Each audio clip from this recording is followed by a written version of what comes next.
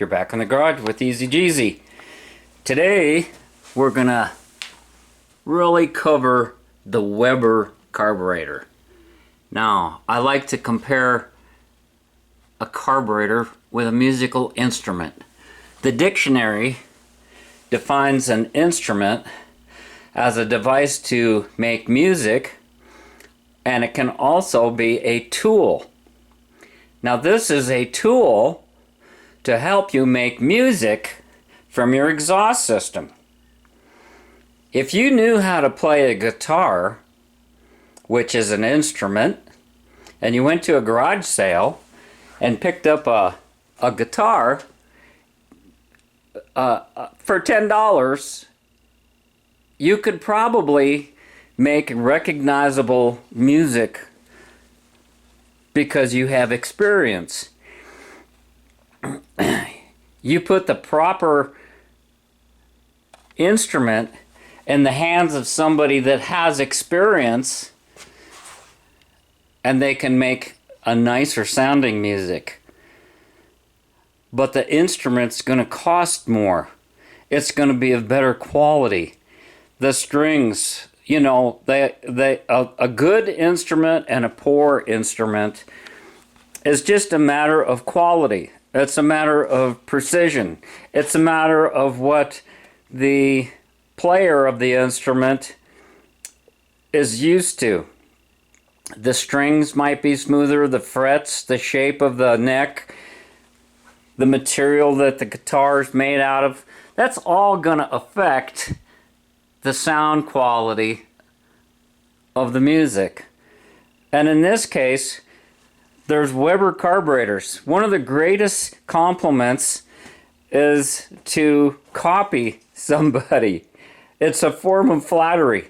If you have something so good that everybody that sees it wants it and people copy it, that's a form of flattery. There's a lot of people that have tried to copy the Weber carburetor. This carburetor is made in Spain. It's a 44 IDF Weber.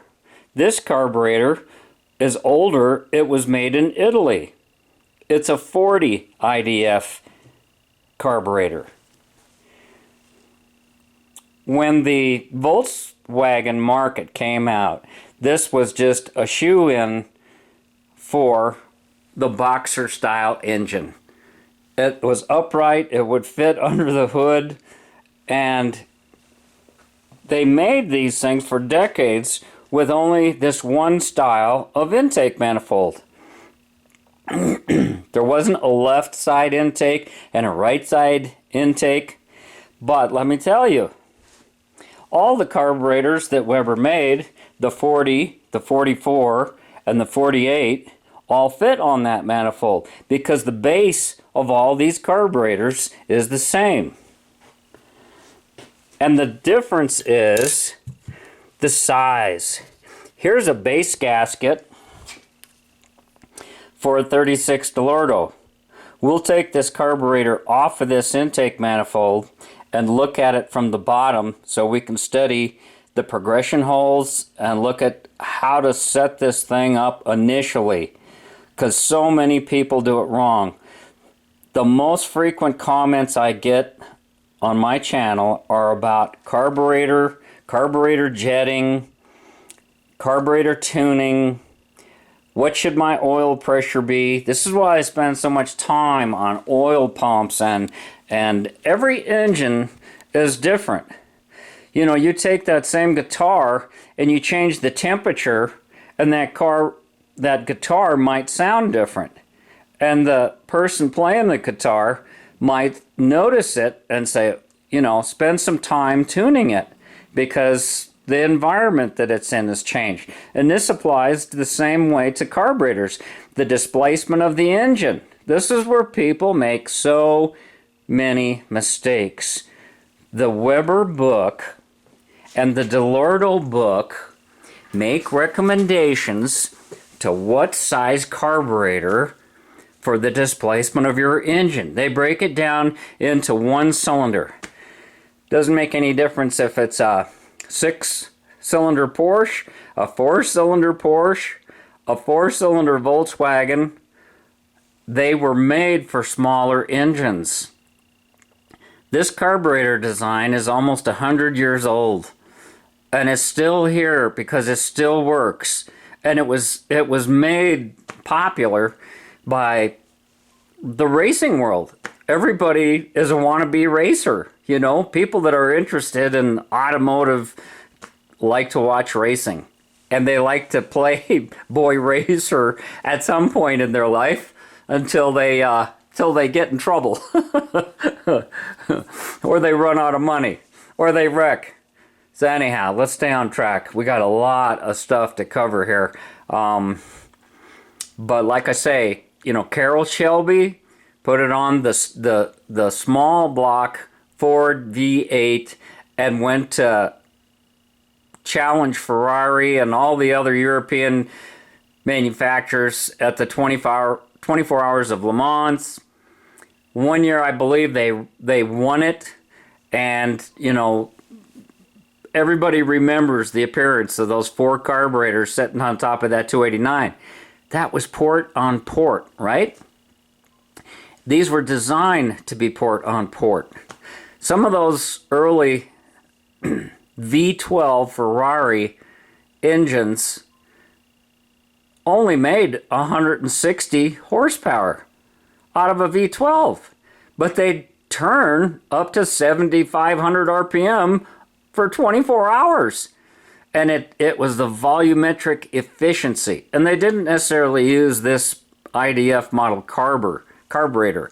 Matter of fact, when their cars went into production, they were using the DCNF carburetors, with a little bit different bolt pattern, but the same basic principles. And what made these carburetors so great, and what makes them so troublesome for most people, is the versatility of the carburetor.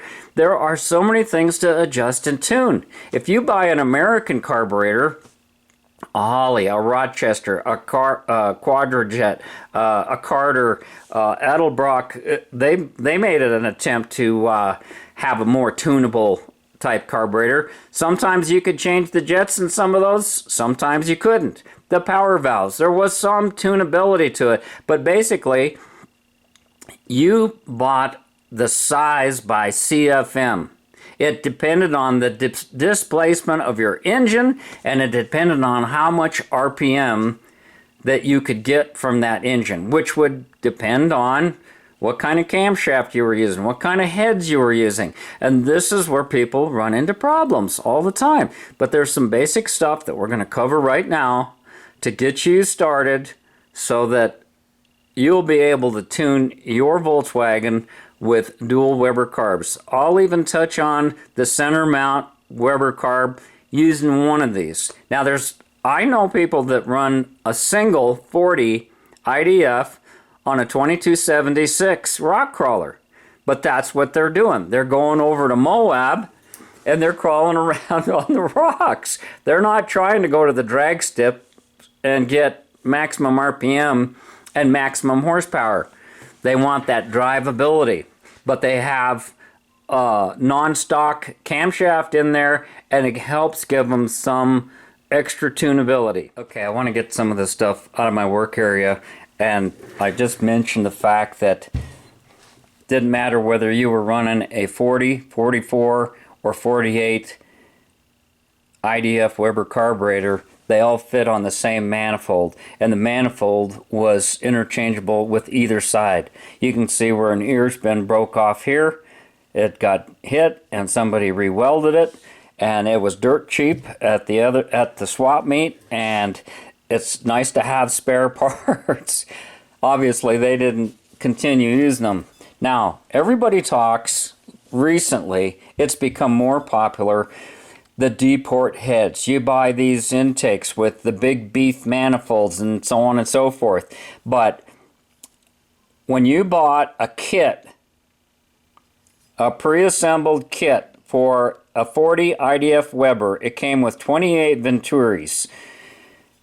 They were made to fit on a manifold like this. And this side of the manifold was made to fit right on a stock dual port head. And that's why the size is what they are.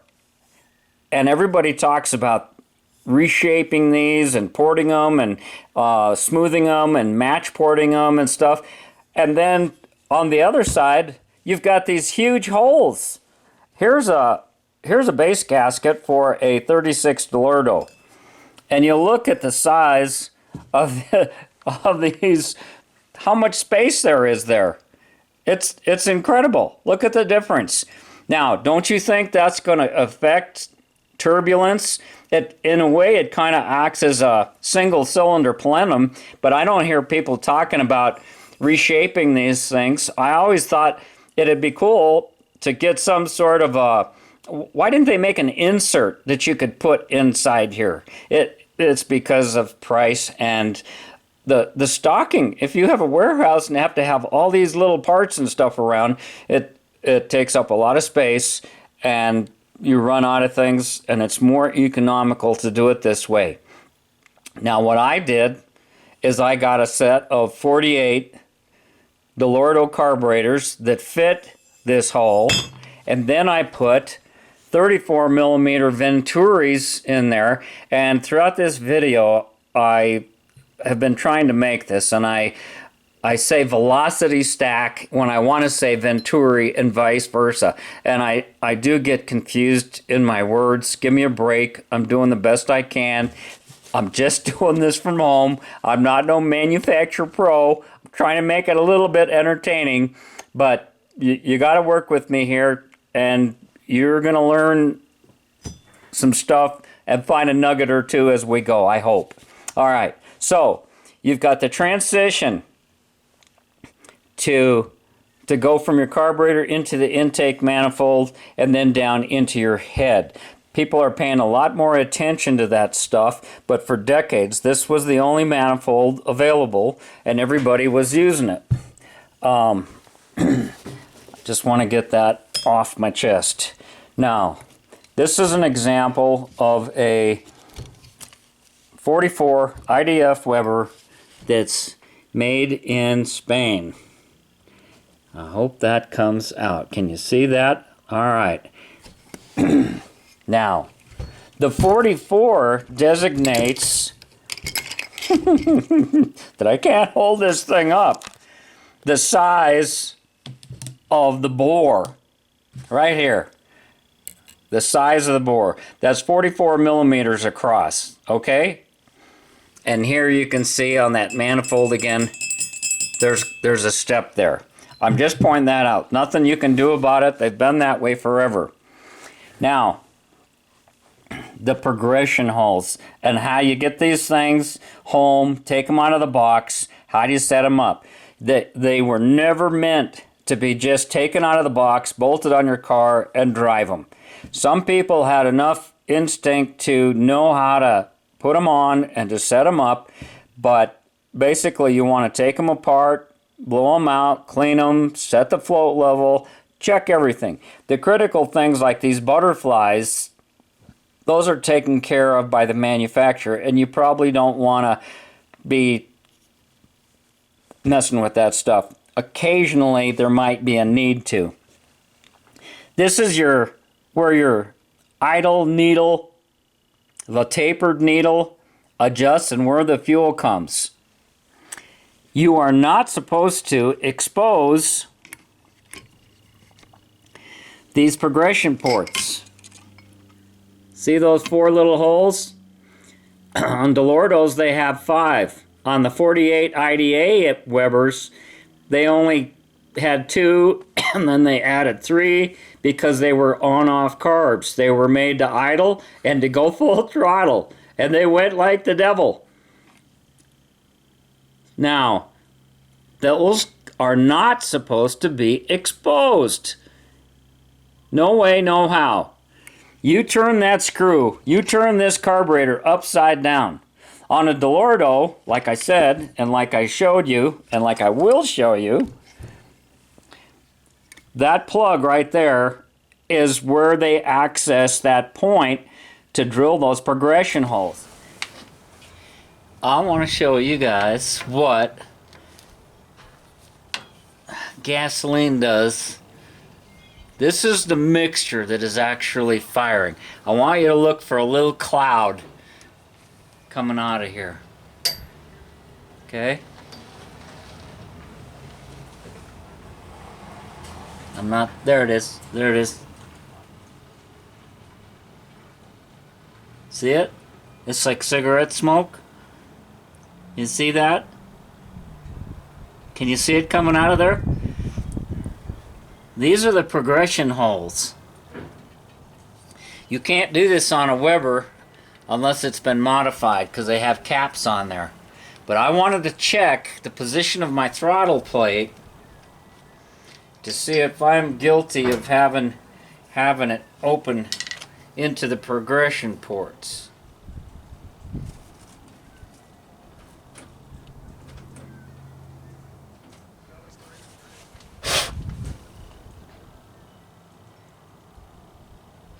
Boy, it is so close.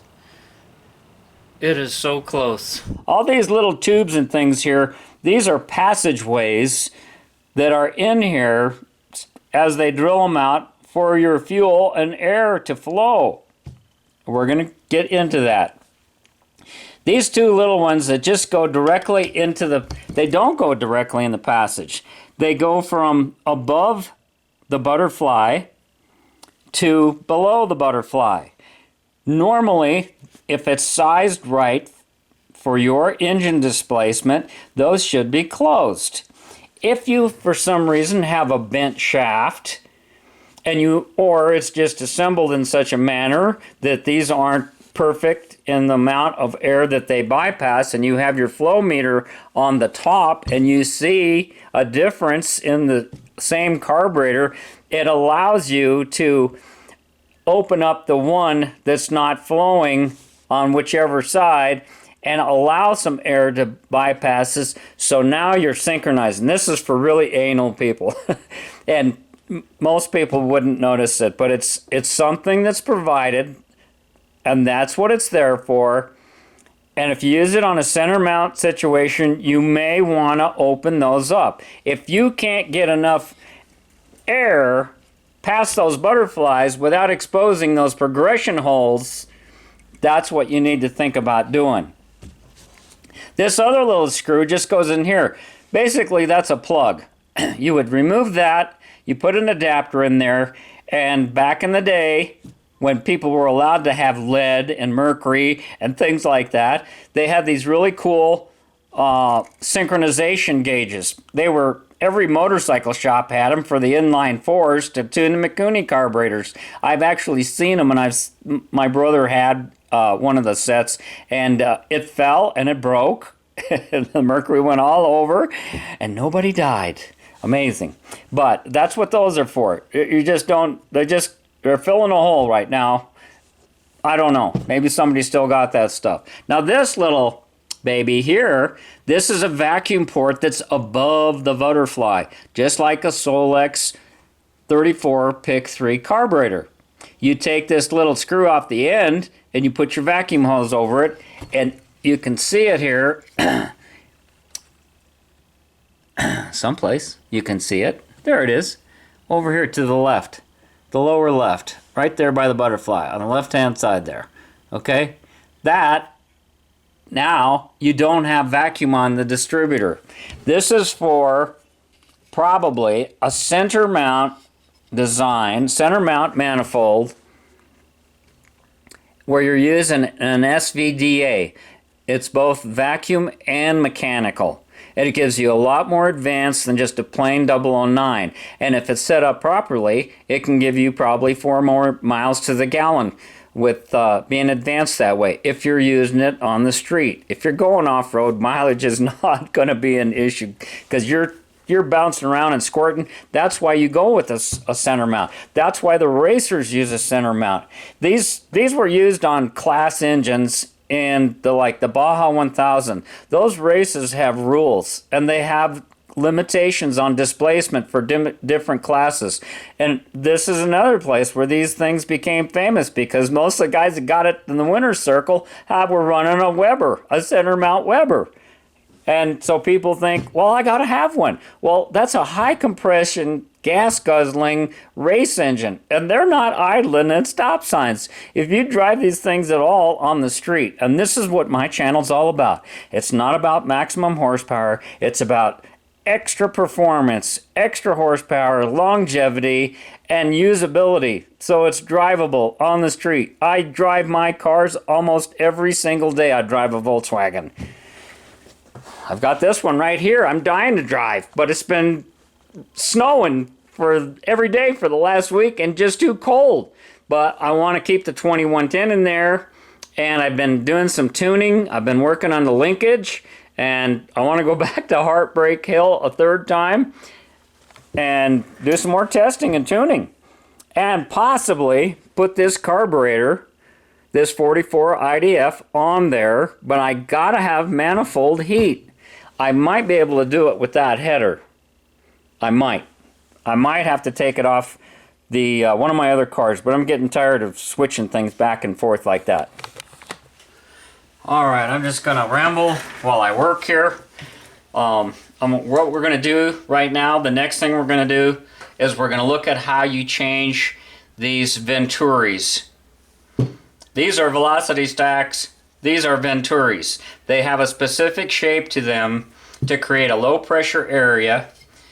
Keep working, keep working. I do not like these type of air cleaners.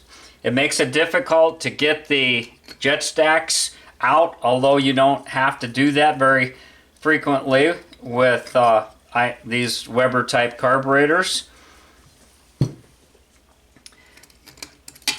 Main jet stack. Air correction jet. It's a changeable orifice right here on the end of this. On a Dellorto, it's part of this whole tall thing. Right here, you change this orifice. That's your air correction jet. Same thing. The bigger the number, the leaner it gets. The lower the number, the smaller the hole, and the richer it gets. It allows air to come through this section of the emulsion tube. These come in different sizes, and it's a very difficult numbering system. Most of the ones for Volkswagen engines will be an F11, and I suggest that you try to stick with that. If you're doing a center mount setup, the book suggests using an F7 because it richens it up. If you try to use this for center mount, you're almost asking 3 to 4 times as much gas to go through this thing as it was originally designed for. And that's what most people do, is they keep increasing the main jet. The main jet will affect the idle jet. The idle jet will not affect the main jet too much because they both get their fuel from the same well. It has to go through the main jet before it can be drawn out by the idle jet. Okay, base gasket. Thick. You can make this yourself, homemade. This one is store-bought. It fits better. On the other carburetor, on my last video, we were talking about those update kits. The other thing that they reference them as a jet doctor. That's the other thing that you can look for, is a jet doctor. Now, the reason they don't make the same setup is because the jets are here on the side. The air for the idle jet circuit can still be a problem. But when you put this on, note, this is gonna drop down into a lower chamber, okay? And it's gotta go across this step. This webbing actually helps you a lot, because if you do get dirt through your air cleaner, it'll have a tendency to settle around here. It can still vibrate, it can still jump around and go where you don't want it.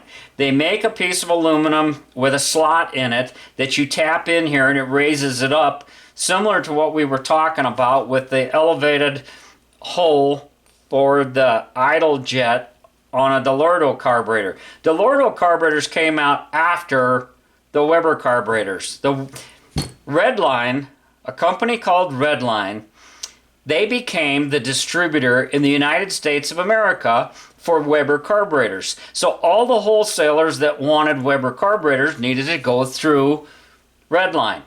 And Gene Berg, back in the day, found the DCNF Weber and called it the Gene Berg 42 Special, did some modifications to that carburetor, and you know, there's so much that goes on in the industry behind the scenes that we as consumers don't know anything about. And I can only guess that there are certain people that got certain privilege rights by buying in large quantities and got exclusive rights to having spare parts and the original material. There's nothing worse than a consumer going someplace ready to spend his money and they don't have it in stock. So he goes to somebody else who does have it in stock and buys other things to support it.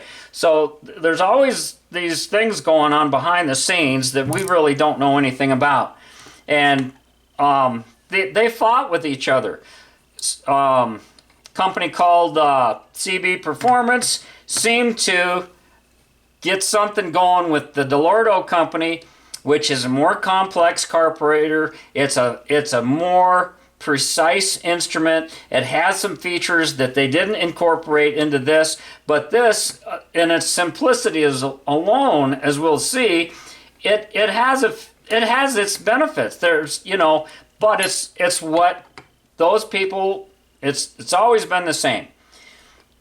If a Chevrolet wins the Mile High Nationals with a Camaro, then somebody's going to go out Monday and see they want a Camaro too, and they're going to buy one too. It's all about that sales stuff. Now, this is the same, and you have to be real careful when you lift this up because this gasket wants to hang up on the base.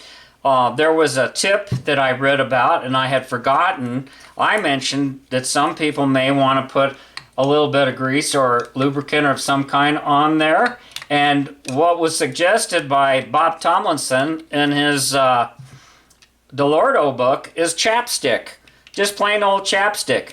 If you live in a dry area like Colorado, you won't last 2 or 3 days unless you get chapstick. Your lips will be bleeding. This has got a little different setup to it too. We're just going to use those stacks. Move that out of the way. Now, this is it's a calibrated orifice for the idle jet circuit, and your idle jet is right here. And it's great if you have a dune buggy like the one we were looking at here next to me. You don't have that fiberglass way, and these are the most likely place to get fouled. Webers usually run 50 or 55 idle jets. Dellortos were a little bit fatter. They came with 60 idles, and they had a long screw, a long needle, and we're going to look at that. So here's the idle jet right here, and this is what you blow through, this is what you look through, this is what gets easily clogged up. If everything's right, and you're still having a misfire and you know which cylinder is, this is one of the places that you want to check. A backfire, sometimes if you take the needle out all the way, this has got a short stubby needle, this is how you fine tune the fuel side of your idle. Why am I yelling? It's no wonder I'm exhausted at the end of the day. It's all because of my hearing. I don't hear myself. My hearing's going away so bad. The dog thinks I'm mad at her. And sometimes I am. Anyhow, this got a short stubby needle. It's super sensitive. If you turn this thing one flat, it's liable to have a dramatic effect. And it's hard to hear. If you have the longer needle, then like the Dellorto had, it was like I said in my last video, normal is about 3.5 turns out, and you went in and out from there. On these, if you've got to turn it more than 1.25 turns, you may have to go up in a jet size. What the problem is that people go for this screw right off the bat. You don't touch that screw. You look at it like this. If you want to mess with it, here's what you do. If you just got to have something to dink with, here's what you do. You find out where that little progression port is, okay? And you turn it in until you just see that and then back it out. Now, you count the turns, back it off until you see a space here, until you can get something in between there. And you remember what that number is. The red line describes this in great depth, that the majority of the problems people have is they don't follow the darn directions, because sometimes they come with directions. If you're a second time user, if you're buying them from a swap meet, you're probably not going to get no directions. You're going to get a bucket with a couple of used carburetors in it, and somebody's already jammed a bunch of drill bits down the jets. And that's why I have these jet drills out. They don't just drill a hole. That's not what Weber did. You don't just take these out, get a drill bit and drill, find one that slides in there and go the next size up. No, this is a calibrated orifice, and this is a jet reamer. After you make the hole, you'll notice if you look at your doggone jets, there's a little bit of taper. And you just, keep stuffing drills down there, you spoil the taper. You spoil the spray, the airflow. They made special tools. They didn't just crank these things out. Okay, we're going to make number 50 jets. What they did is they cranked out the jets saying that, yeah, we're going to make 50s. But they grouped them. They had some sort of device that they could hook on here, and they could see what the liquid flow was, what the fluid flow was to get this thing sized properly. And jamming drill bits down there and shoving pieces of wire and things in there to unclog them can seriously affect the way it enters into the airstream of the carburetor, and you will never get the idle that you dream about. Your car will never run like mine. Had to throw that in there. And it's like, it's like I said in the beginning of the video, if you want to be a good guitar player, you got to practice. If you want to be a weightlifter, you can't just read magazines and look at it. You got to go to the gym, you got to pick up the weight, and you got to exercise. You got to eat the right diet. You got to be focused. You got to want it, and you got to pay attention to it. Same thing with playing that instrument. If you want to play a clarinet or a guitar or whatever it is, you got to practice. You're not going to get better at these things. I'm still learning stuff. I'm on the learning curve, and I've been fighting with these things forever. And I still observe and see new things, and it's fun. Yeah, it's fun for me. And it's fun to share it with you. Okay. Where the hell were we? Okay, short needle, long needle, drilling jets out, where the jets are. This is your fuel adjustment. Once you've got this, if you look at these carburetors, there's a number on here. It says 78 degrees on the bottom of this particular butterfly. That's because this is not 90 degrees to the face. It's at 78 degrees. You got to have some air in there, right? Some air has got to be passed by here in some way, shape, or form. Let's see if we can. Can you see some light around there? That you got to have some air in order for that thing to breathe and idle. It just doesn't take much. And the thing of it is, these things are so huge, and it becomes a bigger problem if you have a 44 IDF Weber instead of a 40. You're going to have a bigger problem because it's going to allow a lot more air. It's going to be very sensitive. See, it's a bigger hole and a bigger butterfly, and so it's going to be super sensitive, and it's going to take off. And it's going to, if you have a small engine, it's going to dump too much air. Your engine can't swallow that much air. It has to do with, you ever watch the weather on TV? It says high pressure, low pressure. What the hell pressure are they talking of? We got, at sea level, we got 14.7 atmospheres, right? That's pressure. You're not sucking air into your lungs. Your diaphragm in your chest or in your gut is expanding, allowing some place for the air to go. And that's what happens in an engine. If you hook up a vacuum gauge and you're idling and you're at sea level, you might have 24 inches of vacuum. Up here where I live in Colorado at 5,000 feet, you'll never, ever, ever see 24 inches of vacuum at an idle. You take the same engine, put it on a plane, start it the next day, you won't have that because we don't have the air up here. You automatically lose 30% of your horsepower. If you have a 100 horsepower engine in California at sea level or Florida, you're going to have 30 horsepower less. You're only going to make 70 horsepower up here. That's why I don't have stock 1600 engines. It was made to run on that horsepower for that weight of a vehicle. And you'll notice that as soon as you start adding people in your car, when everybody decides to go to lunch in your Volkswagen, it's a pig. If you got 4 adults from this time period, you probably got 600 pounds in there. And you can feel it with the throttle. I want to show these guys how fast my car is, and it's puking. All right, let's keep going. Where are we going? Where are we going? We going to lunch? I need a burrito.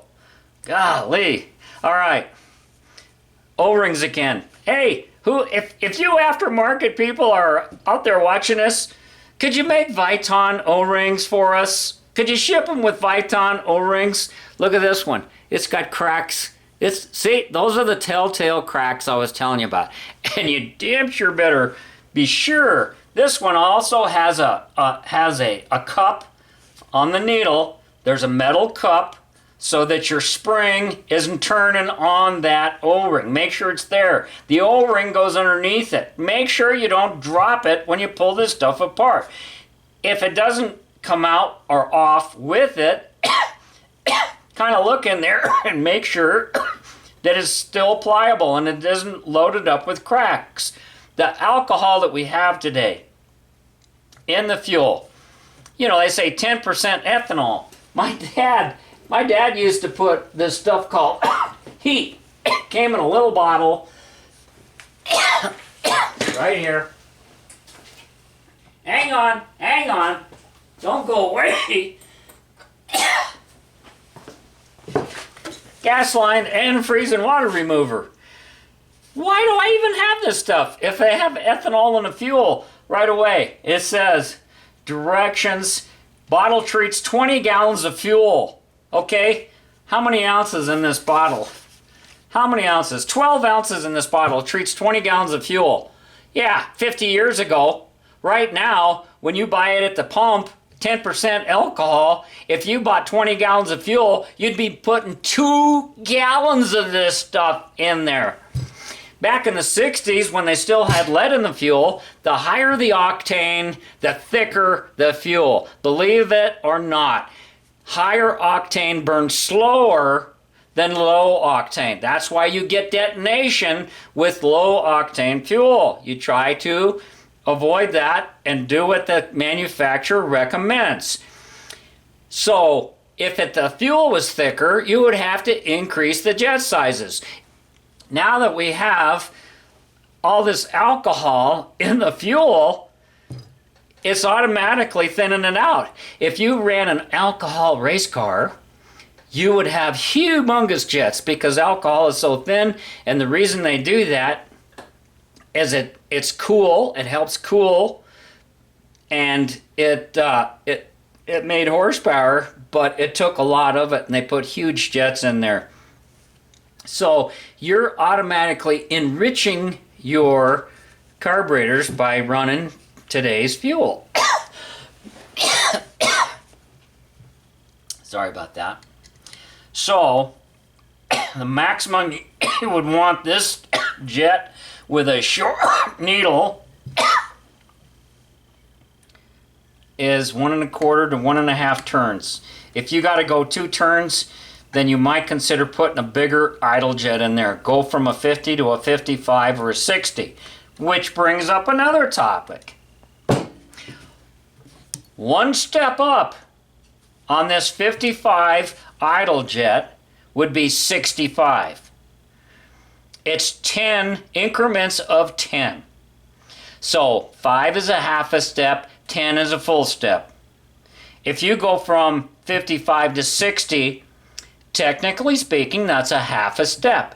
These guys that get carried away and you start buying jets because it's got, well, this is a 55. I'm gonna buy some 58s. I couldn't get my car to run right on 58. Well, maybe because it was done with a drill and it was all messed up, but that's nothing.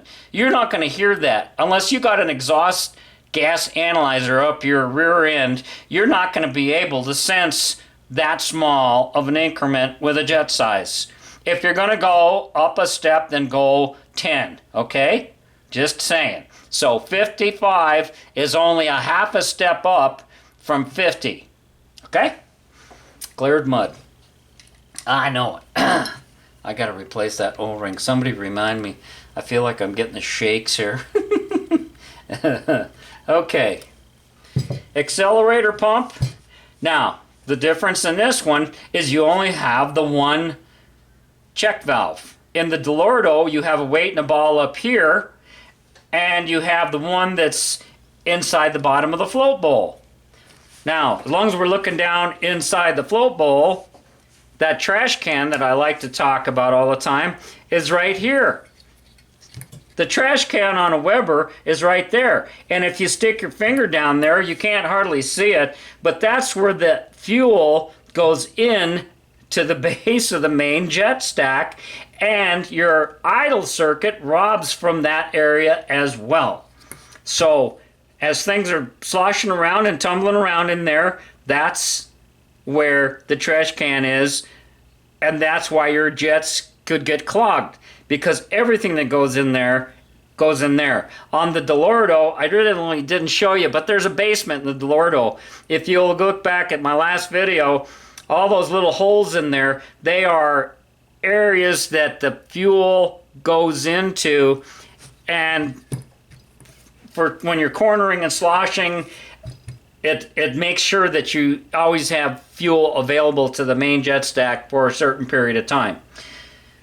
I need to take a break, have a cup of coffee, but I'm not gonna, because I gotta get this video up. Where's my starter screwdriver? What'd you do with my starter screwdriver? Now, if you look at that,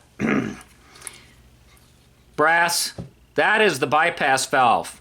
That's the accelerator pump check valve. That's where all the fuel enters your accelerator pump. On these IDFs, they use a diaphragm. Unfortunately, they're not interchangeable with other brands. Now, everything that I've said applies to HPMX. HPMX, you can swap jets with them. Gaskets should be the same. They made those probably for the simple fact that Weber was associated with the Fiat Motor Company. And they went through numerous ownership, family crisis, passed down from father to son, so on and so forth. And when we got away from carburation in the 80s and everybody was going to fuel injection, this was not their main source of income. That's why we had the switch from Italy to Spain, and then HPMX came out with it, probably because there's some sort of a patent situation and some legal hocus pocus, but patents only last for 10 years. After the original 10 years of a patent, then somebody else can copy what you have without patent violations. Okay? God, I didn't know I was going to make you into a lawyer, too. Oh! So many gold nuggets in EZGZ garage. Okay. Ta-da! The bypass screw. Okay. Now. Whoop. Can you see that? It says 55 on it. Can you see this little hole? Little tiny hole in the side. That's when you step on the gas, easy, instead of gas coming out your accelerator pump squirters, it goes back into the float chamber through the side. if you're using this for a center mount, you need a lot more fuel because you're asking the carburetor to do twice its job. And so they don't have that little hole. They'll call it a zero bypass. If you buy a set of carburetors and you want to turn it into a center mount setup, you're probably going to have to put in a different emulsion tube.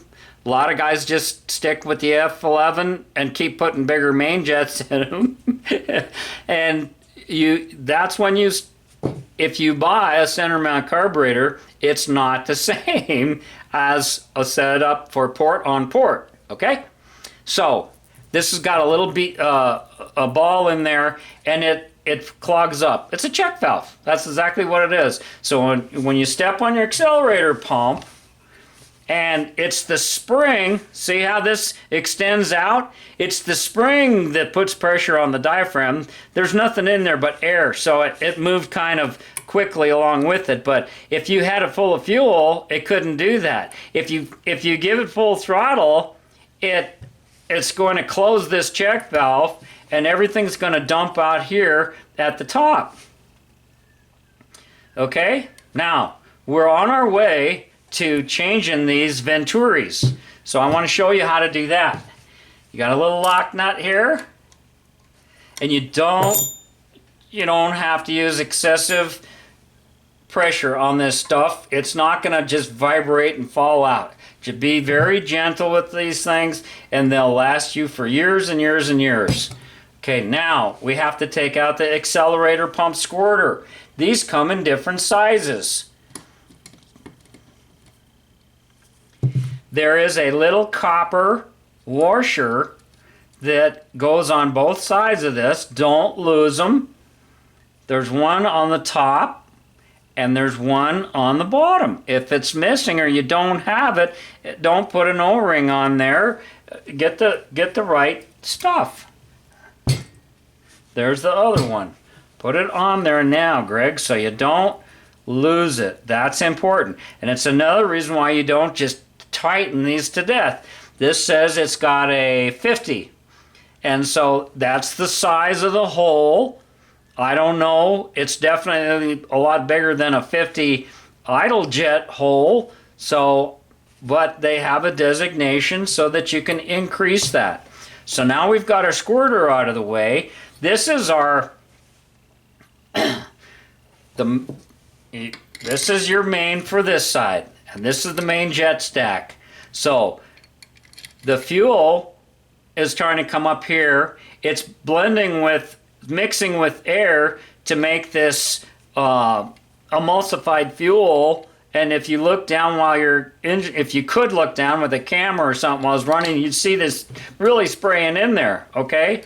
And how it gets there is at some point you get enough air going through here at wide open throttle that it comes in the side right from here, and it sprays out into this, and it spreads out and it flows and it continues mixing with air and gets into the combustion chamber, and that's how that works. Now I got my grub screw out of the side. Ta-da! This is your Venturi. This is what was in there. This is a 34, which means at the narrowest section of this, it's 34 millimeters across. I went to a 32, so I have more drivability at lower RPM. This will give you more RPM on the top end. Okay? This isn't guesswork. You can't just take a 1600 and put a bigger Venturi in there. But the idea of having these Venturis and having them changeable gave the factory versatility.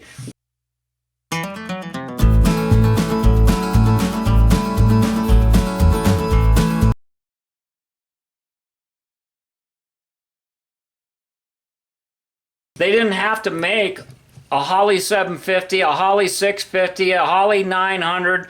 They didn't have to make all these different carburetor bodies. They made one carburetor body, and it could work on several different engines. And as production happened on the production line, and they could make changes through the different jets, emulsion tubes, Venturi sizes.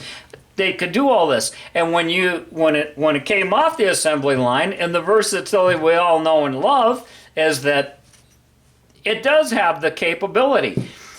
If you can only buy one carburetor and you want to drive it to work every day and race on the weekend, you may consider getting a 44 or a 48, and if it's sized where you don't have to change for the engine that you're using. And then during the week when you're not racing, you can take it apart like we're doing here. I recommend you never do this much work while it's on the car. The risk of dropping something down is too much. And besides that, you can't access it. Dellortos work better in a stock sedan because you can access the idle jet and the main jet. When the hood's up, there's just enough room where you can look down there and you can get a screwdriver in there and do the work. Unless you want to cut out a side panel in your fender well or figure out where, drill a hole, you know, and then you've always got, if you're driving in the rain, you got leakage coming in your engine compartment and so on and so forth. So you do whatever you want. Everybody has different likes. It's a free country for a little while longer.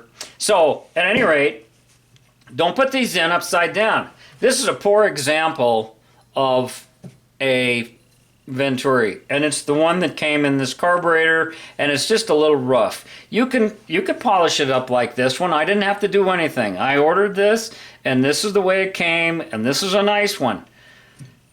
They're not just a sleeve. There is a certain taper to match, good God, the depth, so that it creates a low pressure, and it's sucking the fuel out of here, okay? It's all about pressure differential. That's everything that's happening. Okay, keep going. Okay, well that's as simple as that. What else haven't we talked about here? I hope this has helped somebody. We haven't gotten into the float assembly and the differences on here. Oh well, we'll just dump all our screws out. Make sure. Okay, there's a lot of, it's the same basic type of thing. You can see where it's hanging down low, right? It's shut off before that. This is 2 stages. If you're having trouble figuring out how to set your float level, a lot of books will describe, oh, so many millimeters from the top, they want it closed, and when it's on full droop, it's supposed to be another number, and it's like, hook a clean new fuel hose up to the fuel inlet here, and just blow through it. Hell, I'm deaf, and I can hear it, and then just hold it here, and when you stop the airflow, you'll feel it in your mouth. Get a mouthful of water. A little bit of water going through there ain't gonna hurt it anyhow, and you can flush it out. This is where a fuel screen is. They rarely get clogged up, and I don't have another gasket for that, so I'm not gonna take it apart to show you. And it looks like that's an old gasket. I don't want to disturb it. So yeah, just blow through a little air through the hose, and just push up there until the air stops. And I can see it's a 2-step. Right there. And that's usually, it's pretty much level with the top of your floats to the base of your top. Okay? On Dellortos, they have it also angled. You may have something old. A lot of those DCNFs use brass floats in them, and they don't seem to be happy with the new type of fuels, although I personally haven't had any problems with them. But if a great carburetor choice, if you're thinking about going with dual carburetors, are the Cadrons, the dual Cadrons. The guys over at Caddy Shack, oh, they're a great bunch, and they've been doing this stuff, they can get you sized up and get them shipped with the right jets in them and work with you on that sort of stuff. And he prefers not to use the brass floats. I'm still running them in my DCNF on the Baja right now, but these are not, these are got some sort of a foamy stuff inside of them, and then they're covered in plastic, and they can go bad. Usually you weigh them, or you can drop them in there. You can do the same thing that I showed on that last video or talked about, is you can, before you take your carburetor apart, you can run fuel from an electric fuel pump at 3 psi into here until it stops and fills, and then when you take it out, you can look down there and you can see what your float level. If you have to take your floats off, now this is where, you know, the things on a Dellorto, there's a snap ring, there's a screw, there's a top stop, there's a droop stop, and there's a fill stop, and all these different positions. And you have to take a snap ring out and unscrew it and pull it apart, and you have to go through all that just to change this gasket. And you'd probably want to put that chapstick on this side. And I just run them dry. When they're dry, they're dry. I get a new gasket. Okay? So, it does have, however, the wire goes around here to pull that needle open. As you use up the fuel and it drops, and these come in different sizes. If you got yourself a 150 horsepower carb with dual 44 or 48 Webers on them, you quarter-inch fuel line isn't going to cut it, guys. And that fuel line, the steel stock fuel line that goes through the tunnel of your car, is not big enough. There's a good chance that you're going to starve your engine of fuel. It's going to go lean, and you're going to start eating parts. And so increasing the fuel line. These all come with, like, in American, it's 5/16 fuel line will fit.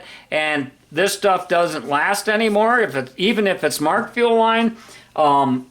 Yeah, everything comes in different sizes. These can be replaced. They sell them with glass balls to seal them so that they are smooth and they aren't affected by the fuels and so forth. And debris can get in there and affect them. You don't have to run that big old ugly choke on the back. That is this, and it might come close to your tin if you've got stock tin, and you would get one of these replacement covers and put that on. This is an Italian made 40 Weber. Now you'll note, if you look down from the top, look at that taper right here. That's part of the deal. They taper it down. Now, I don't think the chokes are interchangeable, and these have 28 chokes in them. Venturis. The book calls them choke sometimes because it's choking off the air, okay? It's just like choking somebody. You're squeezing around their neck. That's what this does. And like we were talking about earlier on these intake manifolds, what happens when you squeeze things down? It speeds up the airflow. And that's the idea of a Venturi. It creates a low pressure. It starts drawing fuel, anything that's there and available. Here's another little tip for you. Yeah, I always think of this stuff after I make my videos. If you're thinking that you might need a bigger main jet, you can increase your float level just a tiny bit, okay? That's how much. Exactly a tiny bit. You can get the same effect by increasing your float level as one jet size, which is what? A multiple of 10, okay? So if you should, this thing is made to work with a certain level of fuel. If you have a low fuel level, that means that this jet stack and the entrance into the chamber, it has to work harder. It's going to take more air to flow that up there. So guess what? It works both ways. If you think you got too big of a jet, try dropping your float level. If it runs better that way, then you know I need to buy that smaller jet. If it runs better when you raise it up, then you need to get out those drill bits, baby. Get out your Dremel and start jamming it in and out of that hole. Ream that baby. Don't matter. You want more fuel. Okay. I'm looking at it. I'm looking at it. These are the orifices, the air orifice for the pilot jet. Sometimes those, I call them the update kits, but the stacks, they'll call them jet doctors. And I have heard that they came out with something for the Weber carburetors, but you do have to drill out the top or something. I don't know what they're doing here. It's pretty cool how this is kind of self-protected. You've got that gasket in there. It's pretty hard, but the float bowl has to breathe and able to go up and down. You have to have, it has to be able to equalize the pressure, otherwise it's not going to suck up and in correctly. And it's the same thing for the idle jet. It has to have some sort of a signal from outside in order to let it draw inside. Now I'm going to start putting this back together. And the first thing I'm going to do, don't put these in upside down, whatever you do, and be gentle about it. That's a nice fit. Look down the locking hole here. Take your grub screw, just put it in finger tight. Make sure you're not tightening against the nut. And you'll know if you got it right. Don't be jamming it, and don't be tightening these things so tight that you deform it, okay? Be nice to your carburetor and it'll last you a lifetime. I've had my some of my Dellortos for 30 years, and I got my son's out of the deal with him. Now, copper gasket, seal on both sides. You know the sad part about it? It's too cold out, and I don't have an engine to put these on to show you how to tune them on the car. But I do have videos about that and how to troubleshoot them. You know, that's where experience comes in too. If you have a problem with your carburetor, chances are, and you can put these in upside down too, make sure that you have the little slot and groove in the correct spot. In this case, the tall side is going to go on the top. There's a little spring on this side, and it puts pressure up against the other side. When you buy those update kits, they give you a sleeve. They do away with the Venturi. They smooth out the bore with that sleeve, and they have an O-ring on both sides to seal it, and that little slide is set up to handle that. I don't want this in my way till I get that all back together. I do want to put my bypass screw in there before I forget, and I need something to hold on to it with. So I'll get my old friend the split tail. And you don't have to use 120 pounds of compressed air to clean these things out. Just a little bit of air. You could have a tube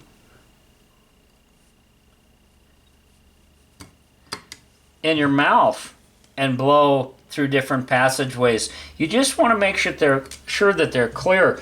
When you have the idle jet out, if you spray back in here, you'll see it squirt up there, and that tells you that that's clear. You can almost stick a straw off of a brake clean can to go down inside on the Dellortos. So we've got our bypass screw in. This is a spare carburetor. If I put this on as a center mount for the 2110, which was one of the reasons why I went with the mild cam, I would need to change that to a zero bypass screw. And it's possible that you could stick something in that little hole on the side and make it less of a distance, but I would rather just buy the correct part. Now, do I have my gaskets on?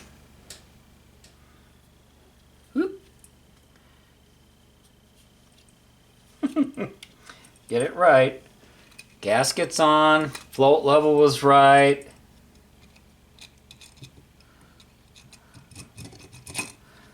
Don't force stuff. Another thing that you want to look at, see what a nice fit that is. It's the correct size. Now let's take one of these others.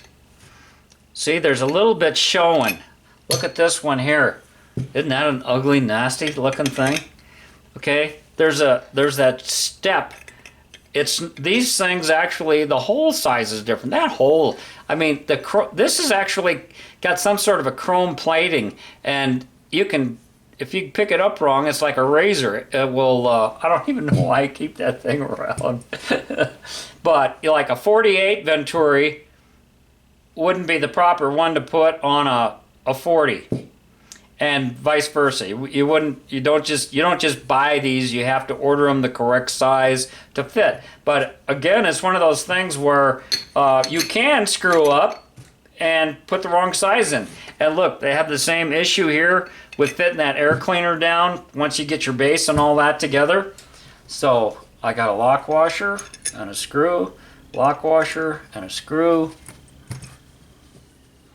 lock washer and a screw, lock washer and a screw, lock washer and a screw. Take a nice screwdriver and start them all, and then go for your final tightening. So you have some wiggle room here. Carburetor thread size is not typical. If you strip one of these screws, you can't go to the hardware store and just buy another screw with that shape of a head, that length, with that pitch on it. It's like, you know, another place they have that problem is your seat belts. You know, where they have the where your seat bolts in. If your car, if you want to put shoulder straps in and you want to use the factory seat belt hole, you can't. Those are special hardened bolts, and it's just a weird thread size. Gear shift knob, that's another thing that isn't a standard thread size. If you buy a set of taps and dies, chances are that ain't going to work out for you. Okay.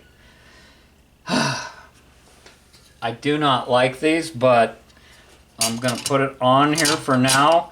And as long as you're driving on the street, these are fine. They're good enough. You might have some leakage and stuff. And, you know, I'm going to put my main jets in there because the velocity stacks get in the way. It's even hard to get the screwdriver in here. This is junk. Why do we buy this stuff? I didn't buy it new. I wouldn't buy it new. If you're going to do any type of off-roading whatsoever, use those cast aluminum ones. They're so much stronger, and you've got two hold-down screws for them and stuff. Lock washer. Anytime you are putting something on inside the air cleaner here, use a wave washer or lock washer or something, because you don't, stuff will get loose, believe me, or a nylock nut if you got a stud on there. Lock washer. Oop. Where'd it go? Oh, look at that, I got two lock washers already on that side. And you know, I'll double check this before I put it on the car for final assembly. I got to change that bypass screw, and I got a feeling if you're using dual carburetors, port on port, one of these on each side of your Volkswagen, a rule of thumb is to take the Venturi size and multiply it by 4 and round it up to the first either half step or full step. So if in this case, this is a 32 times 4, 4 times 2 is 8, 4 times 3 is 12, 128.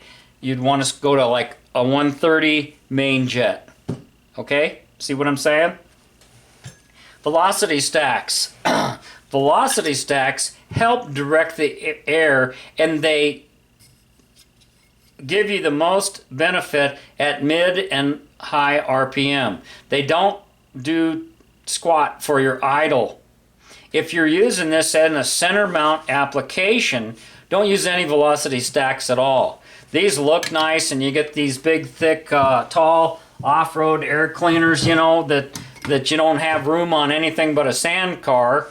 Then you might want to use these. But if you're using a single center mount, or I guess guys would run these things if they were in extremely dirty, muddy conditions, because you've got more media, and it's going to take longer before it starts restricting.